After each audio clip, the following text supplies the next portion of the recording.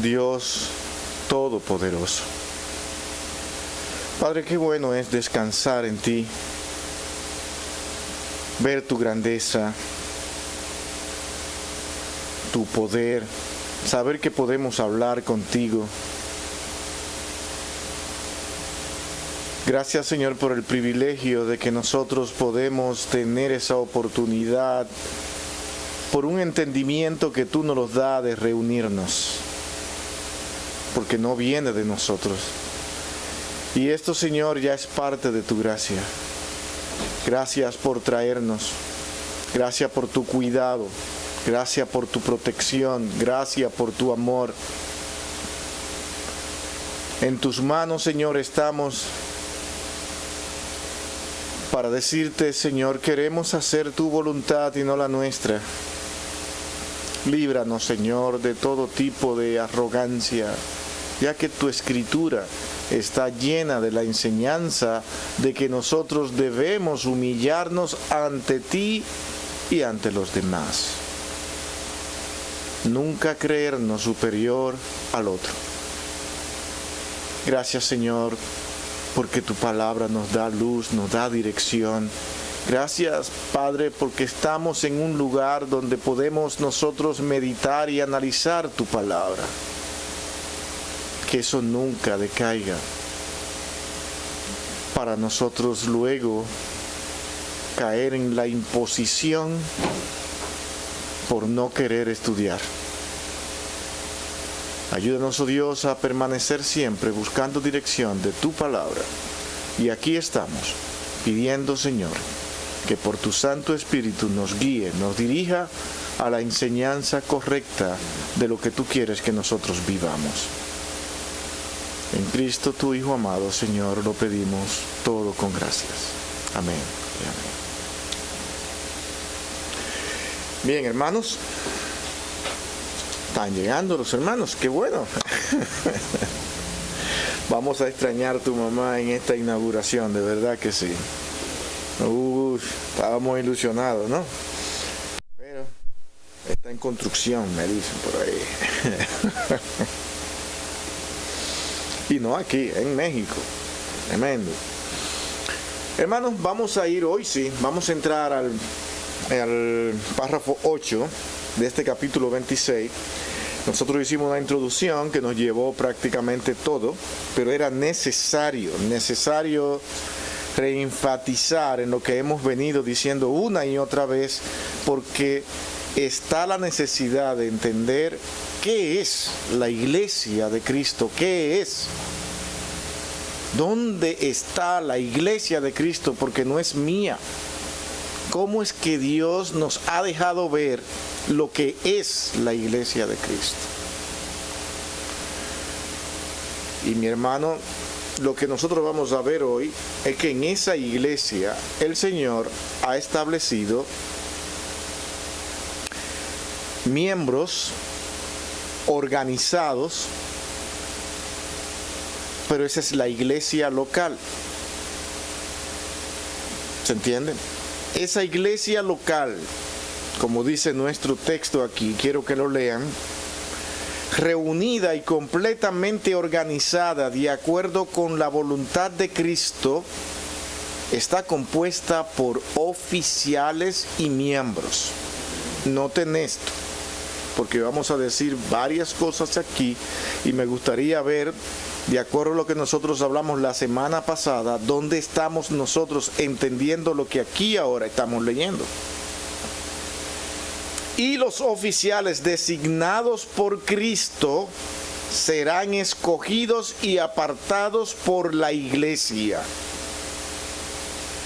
O sea que la misma iglesia tiene esa autoridad para escoger a aquellos que serán los oficiales de la iglesia. De acuerdo a lo que aquí estamos leyendo, nosotros vamos a tener que ver, por los textos que vamos a leer, si en verdad el gobierno congregacional puede ser apoyado por la Escritura.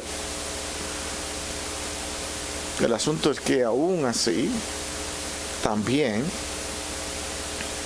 los otros gobiernos son maneras de nosotros cumplir también con lo que aquí estamos leyendo. Nosotros tenemos el derecho de escoger entre lo que es el gobierno episcopal, gobierno congregacional o otras formas de gobernarse que tiene la iglesia, pero sí tiene que tener personas que estén ahí dispuestas a batallar juntamente con los demás miembros y ellos estar enfrente de esta iglesia local para que la iglesia de Cristo pueda continuar funcionando. ¿Se entiende esto? La iglesia local tiene el deber de tener oficiales para que la iglesia de Cristo, sentido universal, funcione. O sea, cuando cada iglesia local está preocupada porque la palabra de Cristo sea pronunciada, que lo que Dios quiere permanezca, estaremos nosotros todo el tiempo luchando, batallando, si podemos ponerlo de esa manera, en ir a las Escrituras para ver qué es lo que Dios nos tiene ordenado. Porque la fuente más segura, de acuerdo a Pedro, son las Escrituras. Luego dice, así llamada y reunida, esa es la iglesia. Se llama y se reúne. Hasta ahora nosotros no vemos que podamos tener una fuente bíblica para que nosotros podamos decir que en medio de todas estas iglesias locales ahora tiene que ser presentada al mundo una sede principal que controle y gobierne todas las demás. Porque esa es la línea de seguridad para que las demás iglesias vayan, acudan y consulten a esa iglesia principal que está compuesta por hombres, para que nosotros podamos ir y decir, lo que salga de esta sede, yo debo de creer. Porque así está establecido en la palabra de Dios. Bueno, eso está realmente complicado, porque si yo trato de ver eso, no lo voy a encontrar en la Escritura.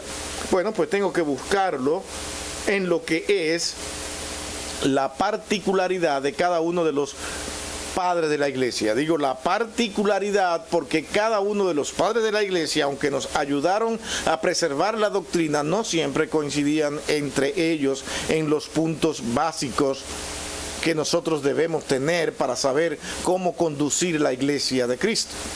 De tal manera que para que esto funcionara como una sede tuvo que hacerse por poder.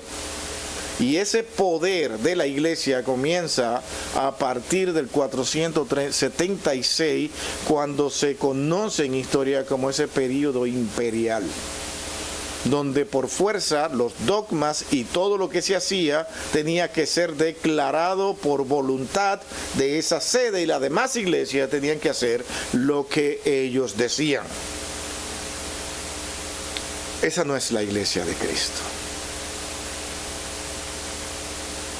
¿Por qué? Vamos entonces a mirar con cuidado lo que se ha estado enseñando desde el siglo XVI, cuando se dice, vamos a ir a ver qué es lo que la Escritura en sí nos dice en cuanto a lo que es esta iglesia. Porque lo que hemos visto es una iglesia que se ha estado apartando de la palabra de Dios para imponer su voluntad y establecer dogma que luego ellos no pueden salir de ello, porque los dogmas son irreformables. Una vez un dogma se da, tiene que quedarse así, aunque más adelante ese dogma pueda ser comprobado que no tiene ningún sentido con lo que la Escritura nos ha enseñado, y ni siquiera con lo que se estuvo analizando en otros concilios. De tal manera que ahora hay que complicarse la vida y decir, ¿qué hacemos? Bueno, se puede reformar, no quitar. Eso fue lo que hizo el Concilio Vaticano II. Primero, los dogmas pueden ser reformados, y reformado es mantener lo mismo, pero decir que ahora en la actualidad debemos aplicarlo de esta manera. Entonces, algo que tenga que ser cambiado y transformado no puede venir de Dios. ¿Por qué yo digo estas cosas, mi hermano? Porque me ha tocado leer y ver qué es lo que cada uno de estos concilios, para tratar de mantenerse en la verdad, han dicho, y están llenos de contradicciones. Lo que me lleva a mí a descansar y decir lo que dijeron exactamente en el siglo XVI los reformadores: sola escritura, ya no más. Que la escritura guíe mi vida. La iglesia no está para darnos la verdad, sino para conservar la verdad. Ahora, ¿cuál es la verdad? Y ahí está el trabajo. ¿Dónde la encontramos? ¿En la confianza en los hombres? Cuando yo tengo que confirmar mis argumentos, porque no puedo encontrar fuente precisa, exacta de lo que creo, y tengo que decir, bueno, que la iglesia lo diga, y lo que la iglesia me dice, eso es. Te está dejando a ti sin opciones de analizar, ni de esa libertad que Dios ha llamado a cada uno cuando le dice, y cada quien debe estar alineado con su propia mente, o sea, convencido en su propia mente. Entonces tú analizas, observa cómo cada iglesia local debe reunirse, porque tú has elegido esos oficiales. La iglesia se va a encargar de que esos oficiales sean hombres de Dios, que sean fieles a la palabra de Dios, y ver y analizar y ver lo que Dios cada vez que se reúnen les está trayendo. Personas honestas, personas que no mientan, que en verdad estén dispuestas a declarar lo que la palabra de Dios le diga, le conviene a ellos o no. No porque esto es lo que esta iglesia cree y esto es lo que hay que hacer. Sigue diciendo, para la particularidad, para la particular administración de las ordenanzas, para eso están los oficiales, y el ejercicio del poder o el deber que le confía a los que llama. O sea, no le tengan miedo aquí a esa parte poder, porque el poder aquí no es un hombre que estará allí imponiéndose, sino que por el Espíritu Santo Dios lo ha llamado a servir, y por esto está puesto en un lugar donde ahora él puede transmitir la palabra de Dios con autoridad, y la iglesia debe aprender a respetar a esa persona. ¿Se entiende? Esa persona, cuando escuche la palabra poder, no será un arrogante, no será un altivo, no impondrá su posición y pisará fuerte con el pie para decir, esto es lo que hay que creer aquí, porque yo soy aquí la autoridad. No, estamos hablando de una persona que no sabe quién es Dios. Pero sí tiene ese poder o esa libertad basada y sustentada por el poder principal, que es el poder que le confiere por el Espíritu Santo y su palabra escrita. Y hago énfasis, le guste a quien no le guste, la palabra escrita. Porque Él confía eso a todos los que les llama, para que continúen hasta el fin del mundo. Estos son en las Escrituras llamados obispos o ancianos y diáconos. Esos obispos, esos ancianos, ¿quiénes son? Lo mismo que los pastores. Es la misma palabra. O sea, yo no tengo que recurrir a títulos de los gobiernos, de los imperios, y traerlo a la iglesia. Porque eso significa, yo tengo poder. Yo soy un gobierno. El pastor es un administrador de la palabra de Dios. No está puesto para gobernar, pero sí para dirigir y estar dando instrucciones. Esto, mi hermano, fíjese que se dice fácil, pero esto se ha discutido mucho.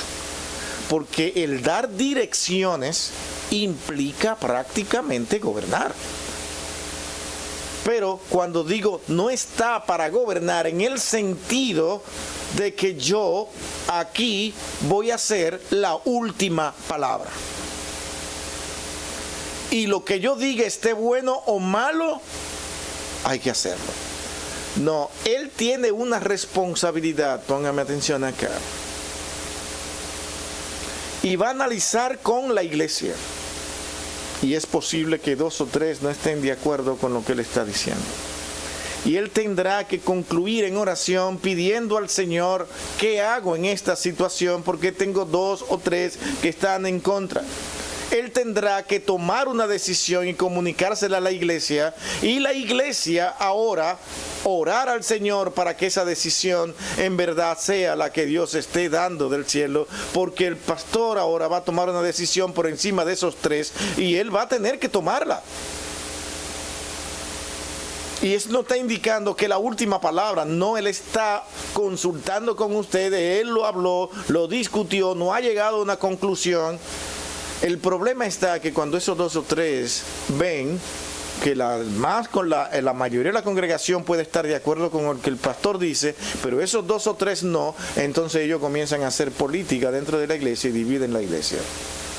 Cuando lo que tienen que hacer es, dice, bueno, no estoy de acuerdo, pero si eso es lo que el Señor quiere, por algo será, no sé si en verdad esto es lo que funciona, pero Señor, yo quiero someterme. Dios bendice esas almas.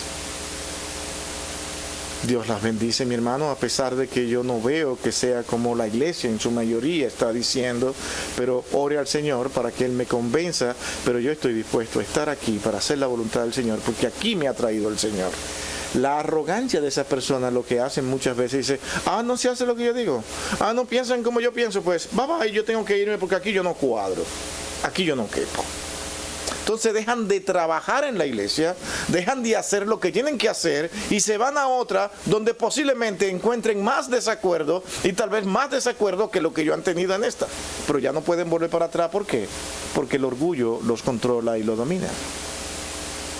Porque ese es el ser humano. Entonces siempre tendremos que decir, Señor, que seas tú quien maneje la situación nuestra, porque todo está en control, porque Dios puede ser que esté trabajando con esa persona y enseñándole cosas que él jamás vería si no es pasando por un proceso como ese. Que él tuviera que imponer su voluntad, que tuviera que salir enojado, molesto y diciéndole todo lo que sea a esa iglesia, que es iglesia de Cristo, y que en su mayoría aprobó la decisión del pastor. ¿Para qué todo esto, mi hermano? Para que nosotros entendamos que en las iglesias ocurren conflictos. Y los conflictos deben hacerse de acuerdo a lo establecido en la palabra de Dios. Hay autoridades. Las autoridades deben ser respetadas. Estos problemas ocurren cuando no se respetan a esas autoridades. Ahora vamos a leer los textos y posibles preguntas y análisis de ustedes mismos. Háblenlo sin miedo, sin temor, lo que ustedes piensen y crean, porque mi hermano, estamos tratando el tema de la iglesia. Para mí, el tema más grande en la Escritura, y yo lo creo así, por muchos años lo he creído, es lo que yo crea de lo que es la iglesia de Cristo, porque está centrado todo ahí. Que yo creo de lo que es la iglesia de Cristo, porque eso involucra todos los conceptos doctrinarios que usted pueda establecer. Vamos a ver en esa primera parte.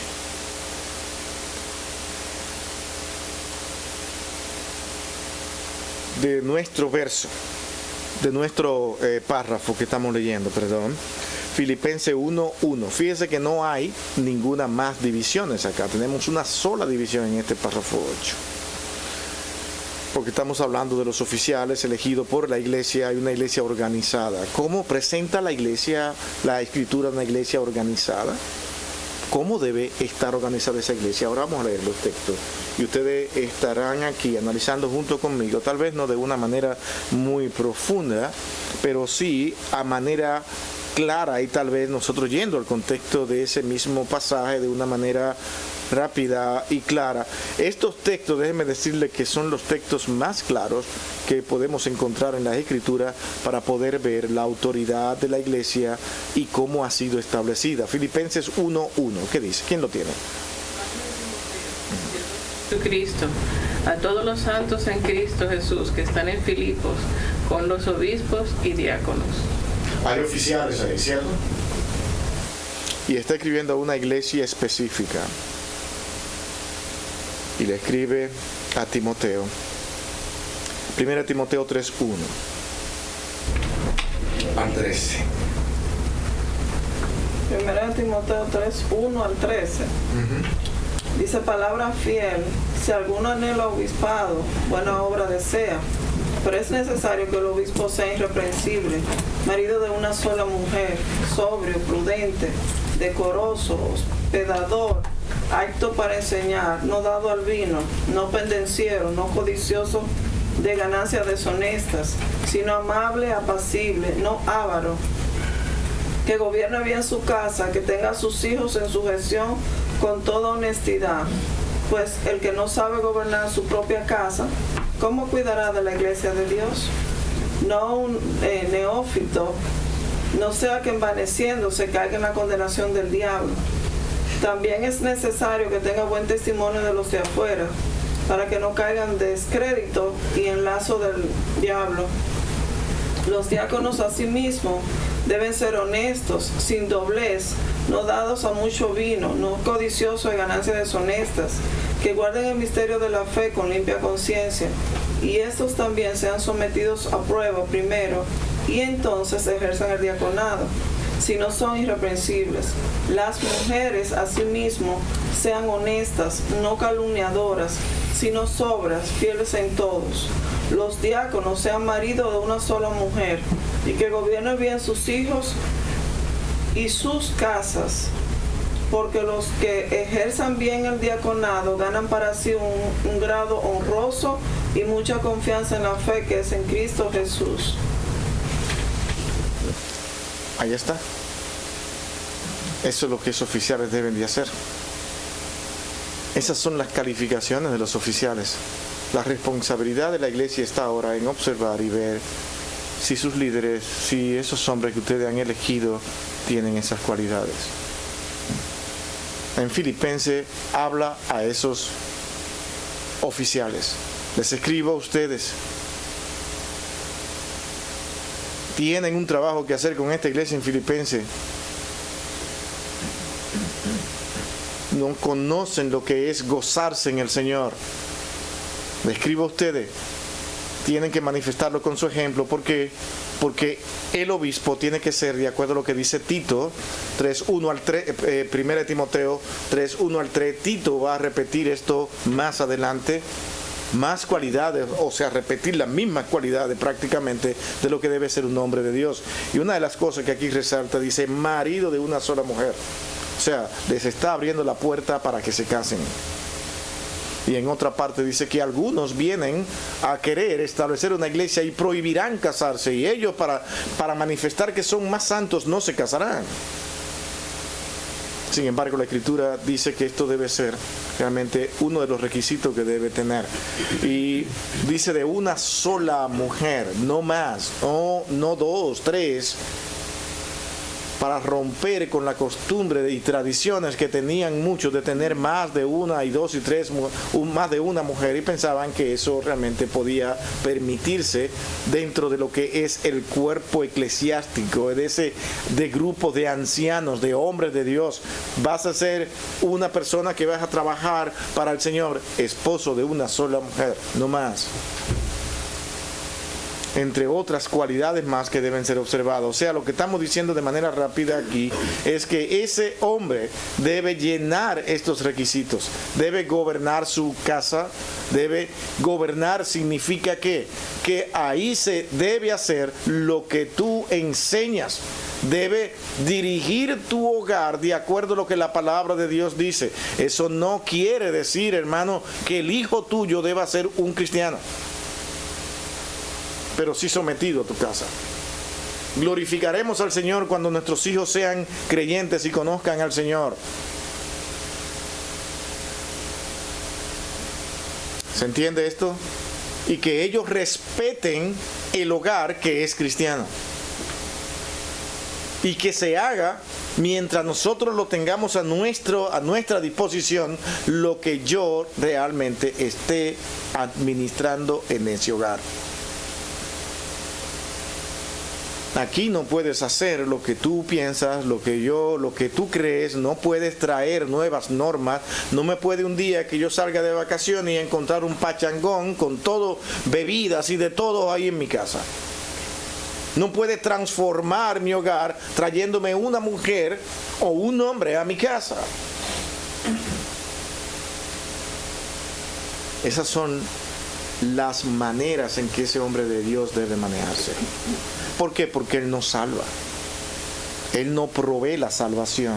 Que fueron hasta todo, prácticamente gran parte del siglo XX, eso fue lo que se creyó, que los hijos de los pastores debían ser todos creyentes. Y si no eran creyentes, entonces el pastor debía renunciar.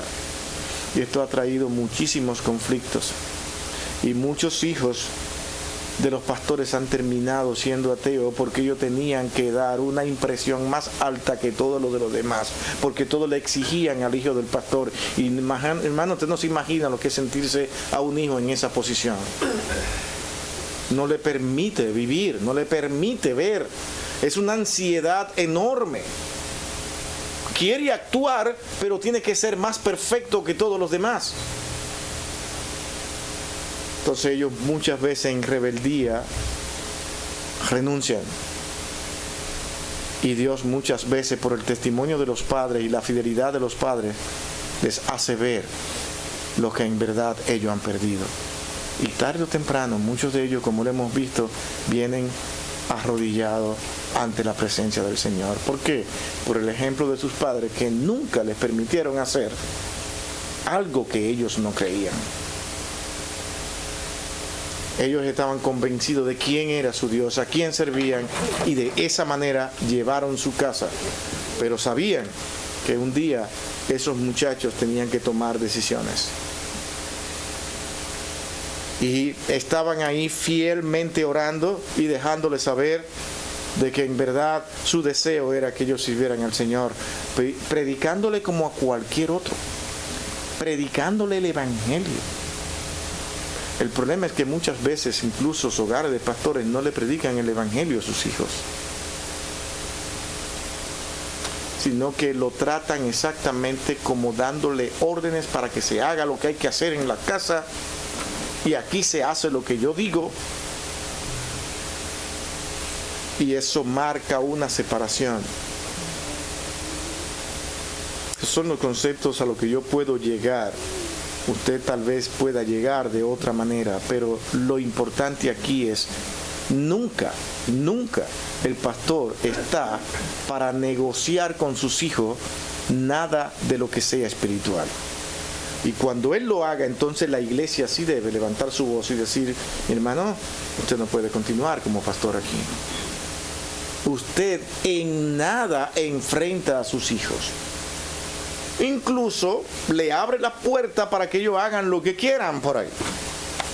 No lo estorba. Entre otras enseñanzas que podemos encontrar en ese pasaje. Hechos 20, 17 al 28 nos habla de que nosotros sí tenemos autoridades, porque de eso nos acusan. Ustedes viven como quieran, hacen lo que quieran, por eso son tantas iglesias. Uno no está conforme y va y monta otra iglesia en tal sitio y están llenos de iglesias de diferentes creencias. No es verdad, es falso. Yo creo que en este momento, y siempre ha sido así desde que salió la iglesia protestando contra esta congregación universal supuestamente, siempre han estado por encima de todo más unidos que ellos. Porque ellos no se unen con la iglesia, se unen con los obispos. Esas son la preocupación de ellos, a quienes envían a tal sitio. Pero la feligresía, no, dale el pancito y se acabó. Y dile que ahí está la sangre y el vino, todo está ahí junto, y el cuerpo, eso está junto ahí. Porque es que el vino me sale muy caro. Yo he escuchado de eso, no es un juego. El vino sale muy caro. Y mejor lo reducimos a todo y decimos que aquí lo santificamos y aquí está Cristo y está la sangre y el cuerpo de Cristo. Esto es, si hay que comerse a Cristo.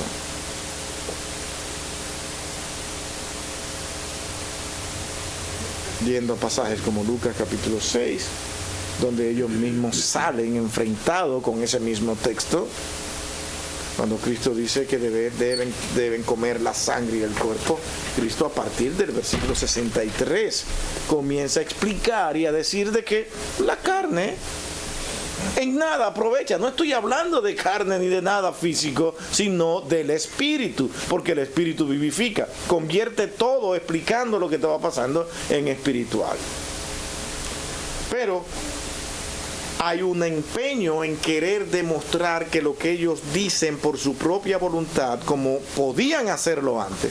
Hermanos, si eso ellos hubiesen querido imponerlo hoy en este tiempo, donde ese Concilio Vaticano I y II se encargaron de traer todo a la modernidad para poder subsistir, para poder vivir, hoy no podrían imponer eso. Pero ya es un dogma. No pueden quitarlo. No pueden quitarlo. Porque ya el solo hecho de transformar y quitar un dogma destruye su institución. O sea, ellos van a permanecer esto aquí hasta el último momento, hasta, si es posible, su desaparición. Hechos 20, 17 y luego el 28. Noten, 17 y luego el 28. ¿Quién lo tiene? Amén. No es hasta el 28. ¿Okay? Y enviando desde Mileto a Éfeso, hizo llamar a los ancianos de la iglesia. 28. Por tanto, mirad por vosotros y por todo el rebaño en que el Espíritu Santo os ha puesto por obispos, para apacentar la iglesia del Señor, la cual ganó por su sangre. De ver. Aquí están los obispos llamados aquí. ¿Cuál es la palabra clave en lo que hemos leído aquí? ¿A qué están llamados esos obispos? Y apacentar en lenguaje nuestro, claro, ¿qué significa esto? En lenguaje práctico, perdón. ¿Qué significaría? ¿Ah? Gobernar, lo mismo. Alimentarla. Cuidar. Ah, esa es la palabra. Apacentar es cuidar. ¿Qué hacía un pastor con las ovejas cuando la apacentaba? Quería ver si alguna de ellas estaba atrofiada, si tenía alguna herida. Tenía que ir con cuidado y verla, si no estaba comiendo, si no comía, porque eso indicaba que algo no andaba bien, estaba enferma. O sea, es una responsabilidad enorme. Hoy en día está tan complicada la cosa para apacentar un pastor la iglesia, que tú tienes que tener demasiado cuidado. A un pastor no se le puede ocurrir llamar a un hogar a la esposa. Yo no lo hago nunca, precisamente por eso. Yo llamo siempre al hombre y si él me da permiso yo llamo. Eso es lo que yo hago a la esposa. Pero mi hermano, no hay ningún problema cuando el pastor, porque tiene ciertas confianzas con el esposo y con ella, donde muchas veces se intercambian palabras y puede llamar. Pero hoy en día eso es complicado porque, no, ¿para qué usted me llamó al esposo? Y te enfrentan. Porque ellos van a la iglesia con el propósito de ver cómo enfrentan a ese hombre. Porque el grande que llegó aquí soy yo. Y cualquier cosa que tú hagas, yo te la voy a enfrentar. Y nosotros hemos tenido personas aquí así, que llegan es para enfrentar al pastor o a los pastores, porque ellos tienen que demostrar de que ellos son personas muy importantes. No han entendido lo que significa humillación, respeto, tener en alta estima, y si en algo es atrapado esa persona, gracias al Señor que la iglesia tiene autoridad para corregirlo, pero de la manera que la Escritura enseña. no por una acusación que a alguien se le haya ocurrido.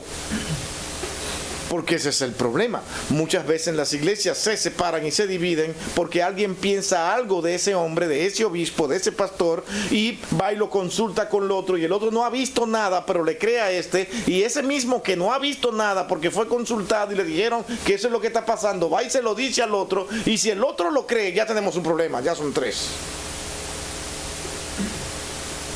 Porque ahora esos 3 se van a unir sin antes ni haber hablado ni conversado, sino porque alguien dijo que el pastor se estaba comportando o fue visto y dijo esto o aquello. El cuidado que hay que tener para manejarse en ese cuerpo de Cristo, y los obispos y los pastores, debe ser visto con cuidado a la luz de las Escrituras para no cometer errores de los que luego tengamos que dar cuenta ante la presencia del Señor. Porque el que se crea que se va a librar de lo que ha hecho a la iglesia de Cristo está equivocado.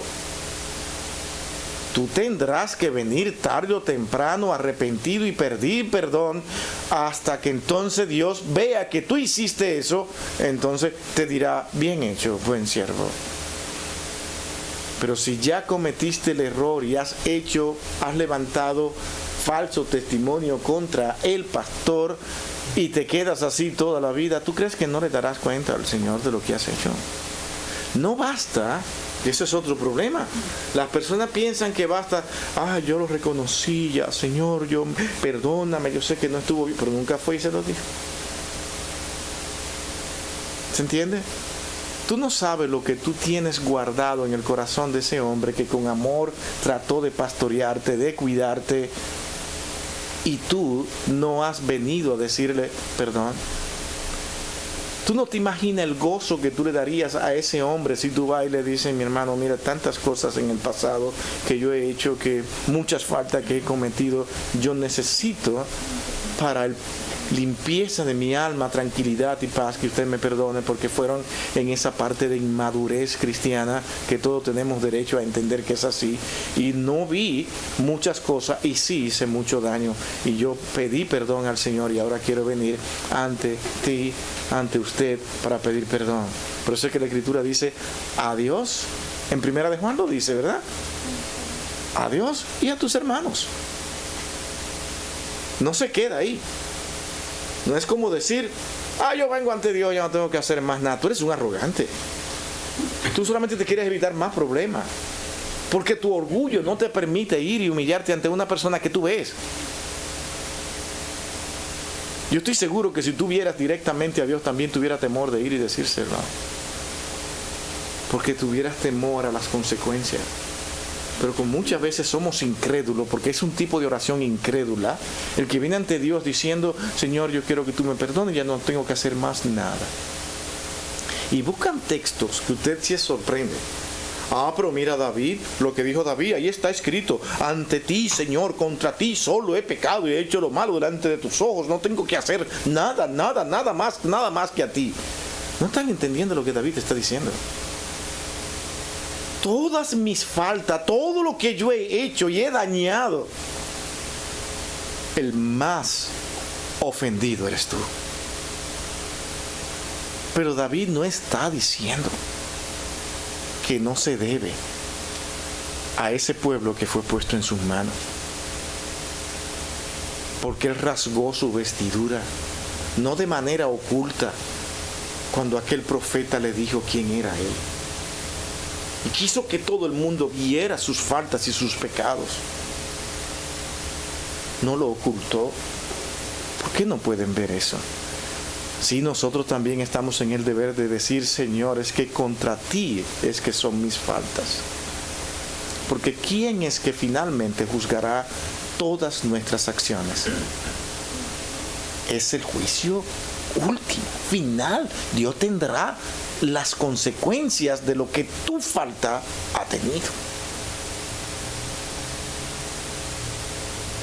Pero somos a veces muy ilusos en pensar que podemos resolver las cosas a nuestra manera, cuando no entendemos ante qué Dios nosotros nos estamos enfrentando.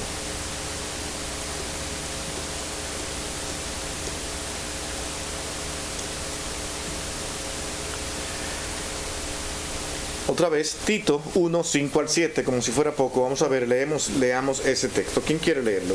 Pastor, ¿Sí? una pregunta. Ok, muy bueno. Ahorita usted está hablando, diciendo que algunos hermanos pueden faltar el respeto a los pastores y por su inmadurez y no someterse a un pastor. Ahora voy a voltear yo la pregunta. En vivo, yo miro, creo que aquí vimos un video de un pastor que es reconocido y él iba tocando a las personas y una muchacha le dijo, no me toques, tú no me toques. Entonces él volteó y la miró feo y le dijo, tú tienes el espíritu del diablo. Entonces, y hace poquito vi otro donde un pastor que se dice apóstol, él dice que él es el papá de todos su congregación. Entonces, mi pregunta es, ¿los pastores tienen el derecho de a veces creer que ellos son la autoridad por encima de Dios? No. ¿O por qué razón ellos también hacen a veces cosas que cuando a veces un pastor está mal y él sigue atacando a los hermanos, los ataca, aunque él a veces no tenga la razón? ¿Cómo es que filtra eso a través de la palabra de Dios? Excelente y muy bueno que tú traigas eso a colación aquí entre nosotros, porque eso debe salir y eso es importante. Y lo dijimos al principio y estuvimos diciendo de que el pastor no es ese tipo de autoridad, no debe ser ese tipo de autoridad en ningún momento. O sea, lo que alguien respondió, Valentina creo que dijo, no, definitivamente una respuesta, se acabó. No, ¿verdad? Porque es que es imposible. O sea, Dios no nos ha puesto aquí para que nosotros querramos manifestarle a la iglesia que tú eres Dios. Ahora, la persona puede sentir que tú eres Dios cuando tú dices lo que Dios dice. Porque es que cuando yo estoy en falta y en pecado y alguien me reprende, yo veo a la persona que me está reprendiendo. Porque esa es la primera posición que yo tomo para defenderme. ¿Quién es esa persona para corregirme a mí? Voy a empezar a buscarle defecto. ¿A cuánto de ustedes alguien no le ha dicho, ¿y quién te cree? ¿Tú te crees que tú eres Dios? Dice, no, absolutamente no. Yo creo que la mayoría de los creyentes hemos tenido esa experiencia. Dice, tú te crees Dios ahora, ¿verdad? Para creerme. No, yo no. Es lo que el Señor dice. Creo que Marianela tenía algo que decir primero, antes que ti, Valentina. Sí. Pastor, porque cuando yo estaba en la otra iglesia, el pastor le ponía la mano en la cabeza a varias hermanas, por decir, y ellas se tiraban en el piso y él le decía, en el nombre de Dios, ya estás limpia de pecado, ya estás limpia de todo. ¿Cómo ese pastor cuál era el poder que tenía él para ponerle la mano en la cabeza? Y esas hermanas, yo nunca lo hice, pero esas hermanas se tiraban en el piso, se caían todas para atrás. Sí, yo decía, ¿pasa así? ¿Por qué? ¿Cuál es el poder? Es un asunto sumamente delicado aquí, muy delicado. Y hubiese pasado. Vaya, perdón que traiga esto. No, claro. Pero y yo quiero cuidar el corazón de esas personas también, porque a veces ellos también lo hacen por lo que han aprendido, le han enseñado desde que entraron al Evangelio. El mundo evangélico tiene muchas cosas complejas. Y hermanos, las emociones juegan un papel muy importante. El problema es que a mí me preocupa, porque yo también he visto eso en actividades y reuniones de personas no creyentes. Hay personas que ya eso ha dejado de suceder, pero hubo un tiempo en que las personas veían un artista y era su ídolo. Y si ese ídolo se le tocaba, caían. No podían entender que lo topó. Y si tiraba una prenda de la que tenía y la tocaban, esas personas se desmayaban. El tipo de emociones. Mi hermano, estos hermanos creyendo fielmente lo que está pasando ahí y están en una adoración de envolvimiento con el Señor. Y puede incluso que hasta el pastor sea falso. Pero si él pone la mano, ellos creyendo van a sentir esas emociones. Esto no es un invento, esto no es un juego. Esto pasa realmente. La gente a veces cree que esto no pasa. No se crean. Mi hermano, ha sido tan complicado que han tenido que poner personas detrás para cuidarle, porque cuando caen no lo piensan. No lo piensan, porque son personas que están envueltas en ese tiempo de adoración, están creyendo eso. Ahora, cuando tú eres instruido en la palabra de Dios, te conviertes en una persona fría. Y es lo que ellos atacan. Eres frío y ahora no sientes eso. No es que ahora tú estás haciendo las cosas con entendimiento. ¿Se fija? Entonces, muchos de los que están ahí a veces ven eso y dicen, pero, Señor, yo me voy a contar no asistir más aquí, porque es que a mí eso me topan y me tocan y me empujan y yo sigo aquí como una roca. No caigo. No me pasa nada. Yo estoy mal con el Señor. O sea, ponen un problema de conciencia en ellos ahí. Que no. Pero mi hermano, en toda agrupación habrán personas que estarán completamente envueltas, centradas, creyendo todo lo que ahí está pasando. Y eso es aprovechado incluso por muchos falsos maestros y profetas. Ahora, muchos de los que están haciendo eso, tampoco estoy diciendo que ellos sean falsos. Es que ellos también lo creen. Y se meten en ese mismo ambiente de adoración y servicio. ¿Dónde yo culmino? Yo, ¿dónde termino? Pregúntenme a mí de manera personal. Yo dejo que Dios sea quien juzgue eso, no yo. Yo no puedo. Yo no puedo juzgar eso. Lo que sí puedo entender que cuando tú tienes entendimiento de lo que es la palabra de Dios, tú no lo puedes hacer. No te sientas que eres menos creyente si alguien te pone la mano y no pasa. Ahora, este video que trae Miguel, a mi concepto creo que estamos hablando de un falso maestro, de un apóstata que se puso cash. Y yo no sé si es que el segundo apellido Luna es porque él puede llegar hasta la luna con el cash o qué, porque eso es lo que buscan. Y esa persona dijo, no, yo no te puedo ver como lo que tú me dices. Pero la actitud ya lo dice todo. Él se molestó con esa persona porque tenía que hacerlo, ¿no? Hermano, esas personas, si son siervos de Dios y van y le ponen la mano a alguien y alguien no cae, él no se va contra esa persona. Es posible que él diga, bueno, yo voy a orar por ti para que el Señor te envuelva en este ambiente de adoración, y va dentro de lo que él está enseñando, de su liturgia, de su forma de ver el Evangelio, y va trabajando con eso porque quiere que también esa persona caiga, y vuelve y le pone la mano y vuelve y no cae. Tal vez ore y diga, Señor, mi hermana, caramba, que no siente el espíritu tuyo. Ten misericordia. Porque es lo que él cree. ¿Se entiende? Ahora, no quiere decir que sea así. Dios juzgará eso, no yo. Creo que es Valentina la que sigue. Dice, poniendo la pregunta de Miguel. Sí.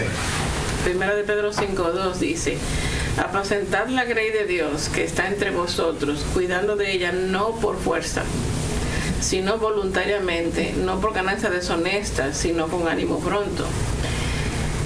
Yo creo que también es responsabilidad de la iglesia, de los miembros de la iglesia, conocer su Biblia.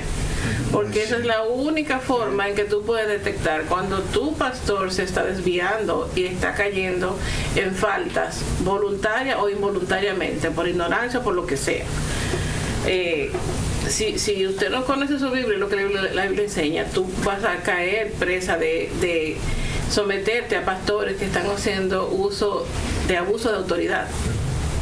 Y eso no es bíblico, y el Señor los ha mandado a eso. Entonces, ahí habría que ver la humildad del pastor y qué tan él entiende las escrituras para entender su falta también. Pero es la responsabilidad de la iglesia estar cuidando eso. Bueno, el pastor tiene que apacentar, cuidar y dar dirección para que la iglesia pueda manejarse. Si el pastor no da dirección, la iglesia no sabrá cómo manejarse, porque así está estipulado por Dios. Es una responsabilidad muy alta que tiene el pastor. Las ovejas van a saber cómo conducirse. ¿Por qué? Porque las ovejas han aprendido a escuchar lo que el pastor le ha estado dando a entender. Le lleva el pasto que ellas necesitan. Cuando le llevan un pasto que no es, dicen no. porque este no es el que yo estoy acostumbrado a comer. ¿Se entiende? Entonces van a decir, no lo coman. Le van a decir a los demás, no coman eso. Ese no es lo que nuestro pastor nos da. Así estaban adiestradas estas ovejas. Por eso yo dije en una ocasión de que las ovejas ahora que están en diferentes lugares son como tan diferentes a lo de esos tiempos, ¿no? Porque ya ellas no son las que escuchan el pastoral y ellas siguen, ¿no? Sino que hacen lo que les da la gana. Tal vez parece que ya tienen internet y leen que saben la están criando para luego llevarla al matadero y dicen, no, ya yo no le creo a esta gente. Pero la realidad es que esa es la ilustración de acuerdo a un contexto donde se está ilustrando lo que es el pastor y las ovejas. Ese cuidado, él sabe qué darle de comer, ellas saben quién es que lo está cuidando. Cuando alguien extraño entra, se alteran. Entonces debemos ser, como pastores, cuidadores, que apacentemos las ovejas, mirando las escrituras, preocupándonos por cada una de ellas, saber qué tipo de sermones y enseñanzas traemos, preocuparnos por ver cómo está cada quien, no forzándole a que tienen que venir, que tienen que estar acá, sino preocupados por ellos. ¿Por qué no vino? Estamos viviendo tiempos delicados, mi hermano. Cuando usted ahora, los pastores tienen miedo de llamar, porque dice, llama. Va a decir que tú quieres tenerlo obligado ahí, cuando tú lo que estás es preocupado. Entonces, hay que enseñar a la iglesia para que la iglesia entienda que cuando el pastor llama no es porque te está forzando, te está diciendo que tienes que venir. Hermano, en una ocasión tuvimos aquí, yo tuve la experiencia con una persona que vino a nuestra congregación de otra iglesia. Inmediatamente el pastor de su iglesia la llamó y nos encontramos precisamente que fuimos a comer juntos, de lo que después, sin planificarlo, esa misma persona fue a comer junto con nosotros en un restaurante y ahí mismo hizo la llamada y ella estaba llorando, esa persona, porque el pastor la regañó completamente. Este es tu grey, esta es tu iglesia. ¿Qué haces visitando la iglesia sin consultarlo, sin saber? Y lo insultó. Y yo tuve que ser en esa parte cuidadoso. Yo no puedo meterme con eso. Lo único que más yo pude decir, yo lamento que esto esté pasando contigo, no debió haber pasado, pero no quiero en verdad ser como la causa de este problema. No quería atrofiar a aquella persona porque era su pastor. Entonces, pero mi oración es, Señor, esto no es la labor del pastor. ¿Se entiende? No es la labor del pastor. Que la iglesia se expanda, que hablen, que inviten a una persona de nuestra congregación a predicar. Ahora el pastor debe saber que eso está pasando, de que yo soy invitado a predicar en otro sitio, voy en tal momento. Debe saberlo. Pero allí no está, ¿quién te dio permiso a ti para que predique en otra iglesia? Esta es tu iglesia. No, Señor, es el evangelio. Dalo a conocer, tú puedes expandirte y ver lo que Dios está haciendo en el pueblo de Dios. Tú tienes una libertad para eso. Ahora, dáselo a conocer, no tal vez en el preciso momento, pero Él debe saber lo que tú estás haciendo para saber cómo pastorearte y cómo guiarte. Porque puede ser que aquella congregación a la que tú estés yendo no sea una iglesia de Dios. ¿Se entiende? ¿Ok? ¿Alguien más? Francisco. Sí, como la hermana decía, ¿verdad? Que ¿por qué pasa eso, no? De que ella tenía esa confusión, de que por qué que le ponen la mano y se tiran. Uh-huh. Y ella decía, pero ¿por qué? Bueno, mucho también las personas muchas veces, como dice que no, cuando no conocemos realmente la palabra de Dios o no la escudriñamos, estamos viendo solamente emociones que hay en las iglesias por falta de conocimiento, y muchas veces lo creemos porque pues a mí también, a mí y a mi esposa nos tocó vivir lo mismo. Íbamos a iglesias pentecostales donde se hacía lo mismo pero ella y yo tampoco, igual nunca participamos en eso de tirarnos o que empezaba la música y veíamos a las hermanas, caray, pues, ¿qué le pasó? Apenas empezaba la música y ya veíamos ahí a las hermanas, ¿verdad? Y lo digo con todo respeto porque sí, hay mucha gente que así lo cree. Y como dice la hermana Valentina, pues es responsabilidad no solamente del pastor, sino también de nosotros escudriñar las escrituras, porque si nosotros escudriñamos las escrituras nos vamos a dar cuenta que no hay ningún versículo, no hay ninguna historia en donde en las iglesias se tiraban al suelo. Y entonces nos tenemos que hacer la pregunta, bueno, entonces, ¿qué es lo que está pasando? ¿Por qué yo no veo eso? Si realmente eso fuera real o fuera verdadero, yo lo estuviera viendo aquí en la escritura. Pero si yo no lo veo, es que algo está mal, ¿verdad? Entonces, sí es obligación de cada uno de nosotros escudriñarlo y orarle al Señor, que Él nos dé el entendimiento y que el Espíritu Santo nos siga escudriñando para realmente saber qué es lo que nosotros tenemos que realmente seguir en cuanto a la enseñanza de la escritura, ¿verdad? Y todo lo que se vive, no solamente con los pentecostales, sino también en otras iglesias, en donde no solamente es eso, sino también hay iglesias que hablan de, cuando les hablan de acerca del dinero, de que da y que Dios te va a dar el doble y esto, y hay, como dice el hermano Miguel, vemos realmente ahora por los videos que se ven, ¿verdad? Que hay muchas iglesias donde se les engaña a mucha gente y tristeza da porque aún sabiendo que todo eso es mentira, todos ellos dicen amén, amén, y que en tu cuenta da dinero y en tu cuenta bancaria se te va a duplicar y X, ¿no? Son muchas cosas de maneras de engañar a las personas. Ahora, cuando Cristo dijo en Mateo 7, hablando de los falsos profetas, Él nos da una advertencia que dice que nos guardemos de los falsos profetas que vienen vestidos de luz. Dice, vienen vestidos de ovejas, pero por dentro son lobos rapaces. Entonces Cristo nos está dando la clave. Tengan cuidado de ellos, tengan cuidado de sus pastores, escudriñen las escrituras si realmente son verdaderos. Y entonces también nos da la advertencia cuando dice: no todo el que me dice Señor, Señor entrará en el reino de los cielos, sino el que hace la voluntad de mi Padre. Porque acuérdese que dice que muchos en aquel día me dirán: Señor, Señor, no profetizamos en tu nombre, y en tu nombre echamos fuera demonios, y en tu nombre hicimos milagros, y en tu nombre hicimos muchas cosas.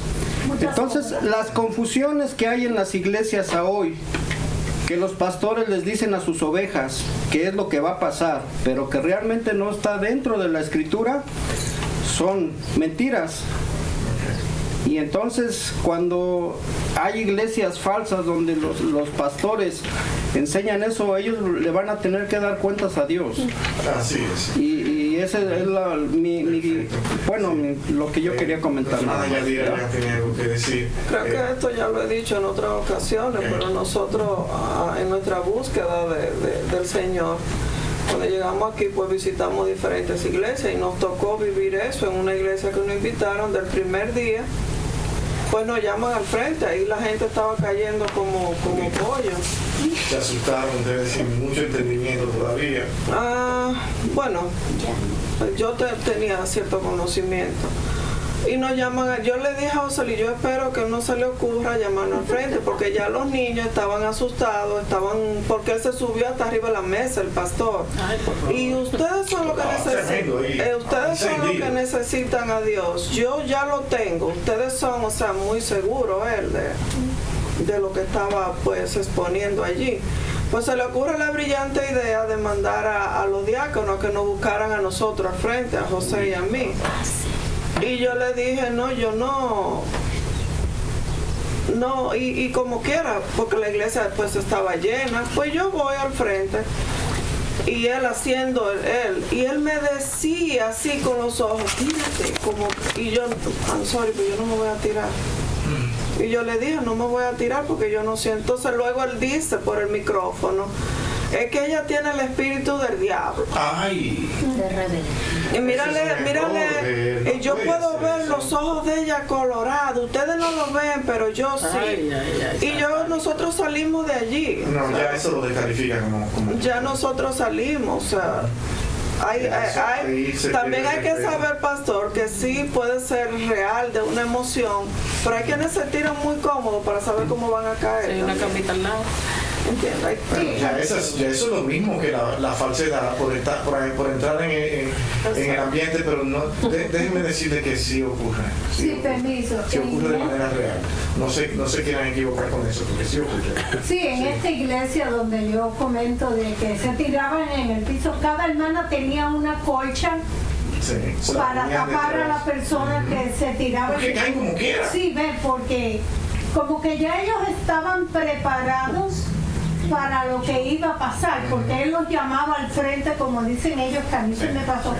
Vengan al frente para ser librados de sus pecados y para que cojan la palabra, el Espíritu de Dios que esté con ustedes, porque bla, bla, bla. Bueno, y entonces, pero cada hermana ya tenía una colcha, una colchita así. Y yo lo veo muy prudente. Para tapar a la hermana, porque a veces estaban en vestido, otras en pantalón, etcétera.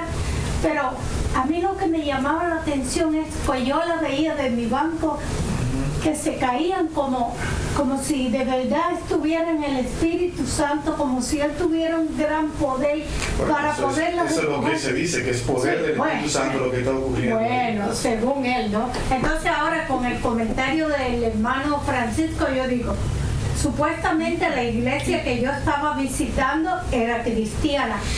Entonces, ¿era cristiana o pentecostal? Ahora me confundo. Porque yo soy cristiana, a mí me gusta el cristianismo, no me gusta, respeto otras religiones, pero me gusta el cristianismo. Es como un comentario delicado que voy a hacer aquí, pero por encima de todo quiero hacerlo, por lo complicado que es. Sin menospreciar a estas personas, yo no quiero que ustedes lo hagan, y de los falsos que hay ahí envueltos, porque se presta para todo. Incluso el movimiento pentecostal se ha prestado para entrar muchas falsas doctrinas. ¿Por qué? Porque se manejan mucho las emociones, y cuando se manejan mucho las emociones, con mucha facilidad, las personas que son hábiles de palabra y que tienen ciertos carismas entran con facilidad a esos ambientes y pueden enseñar cualquier cosa. Pero en un ambiente donde se estudia la palabra de Dios y se analiza, es más complejo. Ustedes pueden notar en estos tiempos que la gente, aún siendo pentecostales, están estudiando más que nunca. Están analizando, están mirando internet, están mirando cosas. Entonces ahora están siendo menos afectadas por el toque de mano. Incluso hay muchas que están llamando a las iglesias pentecostales, la iglesia, oremos por la iglesia del sistema pentecostal, porque estamos en un tiempo de enfriamiento muy grande. Por eso han caído ahora en lo que es el worship, para llamar las emociones y cantar más que predicar, y cantar más que predicar, porque necesitan apelar las emociones, porque ahora estos toques de mano no están funcionando en mucho tiempo, porque la persona al estudiar ya dice, pero es que esto no es lo que yo estoy mirando en la Escritura, no es lo que yo veo a través de la historia de la iglesia, y comienzan a estudiar y esto deja de afectarle. Que eso es por eso que en estos sistemas las cosas pasan más fáciles, porque ahí una persona, vuelvo y repito, con cierta capacidad, con cierto carisma, con cierta autoridad en palabra, llegan a esos movimientos y forman nuevas doctrinas que son falsas, como por ejemplo son lo de el Evangelio de la Prosperidad. Siempre son personas muy capaces en el hablar, que te influencian. Ahora, ¿qué yo digo, por ejemplo, con respecto a esto? De estas personas que tienen al Espíritu, porque si es el Espíritu Santo que te movió, en ese momento tú tuviste un contacto más amplio que nunca.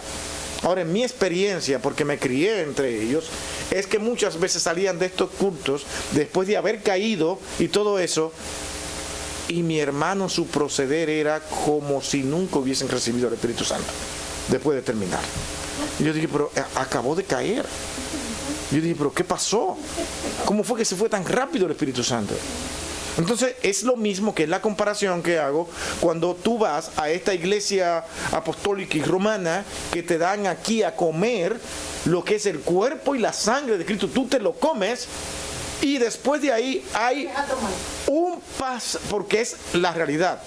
Siempre hay un complot para después de ahí ir a pasarla bien, mirando a la mujer de tu amigo o el hombre de tu amiga, y pasarla bien por otro lado, tomando, bebiendo. ¿Y dónde estuvo Cristo que te lo acabaste de comer? ¿Comprende? O sea, no tiene sentido, porque lo que en verdad funciona es lo que tú guardes aquí, para luego, en el tiempo señalado por Dios, trabajando con ese conocimiento, tu vida vaya siendo transformada. Dios no quiso nunca decirte, ¡fum!, serás transformado, ya, tú eres el más santo de todo. Dios quiso irte pasando por procesos. Y es lo que iba yo a comentar, pastor, que el plan del Señor es perfecto y Él utiliza cada momento de tu vida, porque a mí la que me invitó a una iglesia fue una muchacha tepecostal y ella me predicaba del Señor y todo, y fue la persona que el Señor utilizó para inquietar mi corazón. Y yo empecé en una iglesia tepecostal y ya luego Adriana me invitó acá, y usted sabe qué preguntas hacía yo cuando llegué, porque yo estaba conociendo al Señor. Pero todo es un proceso y el Señor va a llevar a sus hijos a donde Él quiera tenerlos en medio del caminar, y va a utilizar a todas las personas que Él quiere utilizar. Cuidémonos de hacer juicio, porque hay personas ahí muy honestas creyendo, están completamente convencidos de eso. Pero sí, es un sistema que aprovecha para que muchas personas falsas entren incluso a ser como pastores, porque acostumbran a que si te ven hablando muy bonito, de una vez te dan posición y te llaman y te pasan adelante, y tú eres secretario, tú eres secretaria, tú eres esto, todo, porque tienes capacidades intelectuales, y pero tú eres lo mejor, ¿no? Debe estar aquí. Pero acá como dice mi hermana y mi hermano Francisco, así es la responsabilidad de estar aquí, de leer las Escrituras y conocer al Dios que servimos. Exacto. Vamos a orar, hermano, pero pasamos hoy como con 10 minutos, creo que es.